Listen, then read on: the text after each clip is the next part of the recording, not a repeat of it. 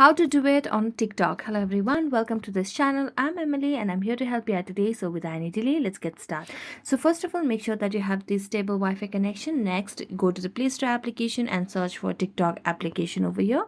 So just make sure that you have the latest version of the TikTok application on your device. So as you can see, there's no update option available over here, so it means that we have the latest version of the application on my device. So then tap on open and it will lead us to the TikTok application. So make sure that you are logged into your account. Now after logging into your account, you can select any of the video where you want to do it. So for example, if I want to do it on this video over here available, so I'm going to tap on the share icon over here at the right side of the screen, and as I tap on that, different menus or different options will pop up. So just swipe it to the left and here you'll be able to see the option of Duet. So tap on Duet,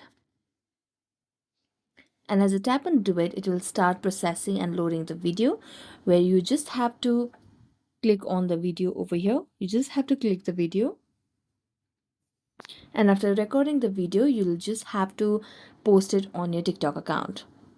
So that's how you do it on TikTok. Thank you so much for watching this video. See you next time.